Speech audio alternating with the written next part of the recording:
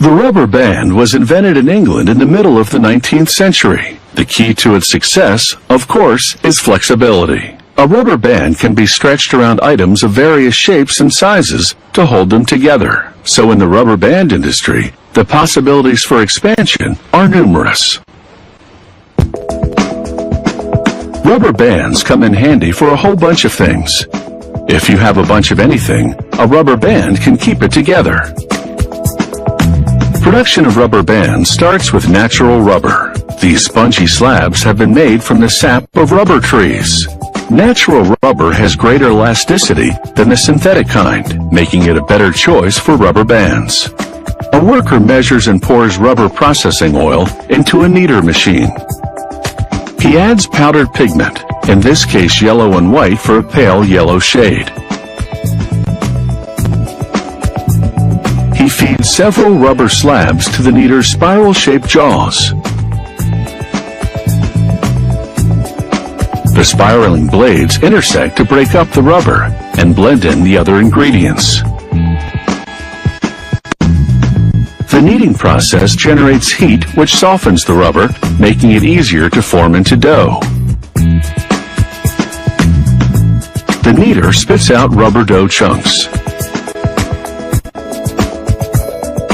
Next, a giant rolling pin transforms the dough into wide, thin pieces. He slices the strips and bundles them. In this form, it will be easier to control the weight of the rubber in relation to chemicals that are added next. They roll the rubber with a precise amount of sulfur and other chemicals that strengthen the rubber and make it more elastic. They then roll the rubber very thin. A worker twists and cuts it into small bundles that fit into the opening of an extruding machine. It forces the still warm and malleable rubber through dies to shape it into long, hollow tubes. The extruder injects air and talcum powder into the tubes to keep the walls from collapsing and sticking together while warm. The tubes cool down in a trough of water, and they deflate as the injected air dissipates. Next, these aluminum poles will serve as molds for the tubes during curing, giving them the correct shape and diameter. The worker slides the tubes onto the molds. The talcum powder injected into the tubes during their extrusion will also act as a release agent, keeping them from sticking to the molds during curing. They load the tubes into a steam oven, and the intense heat vulcanizes the rubber to boost its tensile strength and elasticity.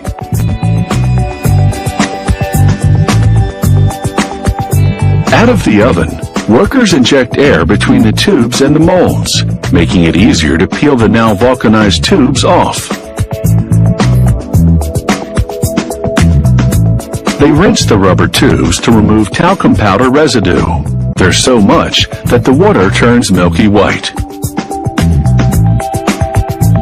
They hang the rubber tubes to drain away some of the water. By the time they're ready to cut, they're a bit too dry, so a worker splashes water onto them. With the tubes moistened, the next operation will run more smoothly. He feeds several tubes at once to a rotating blade which carves them. This creates elastic bands that are exactly the same width. In this case, that's 1.5 millimeters, an average thickness for a rubber band. With this system, they can cut 500,000 rubber bands in an hour. It doesn't take long for the inventory to pile up. There are millions of rubber bands here. A worker scoops them up and examines each one for defects. Once approved, all that's left is the packaging. The rubber bands ride a conveyor that releases them in increments into plastic bags. It has taken about 3 hours to produce this bag of rubber bands. On a normal day, this factory generates 40 million elastics. That's a lot by any stretch of the imagination.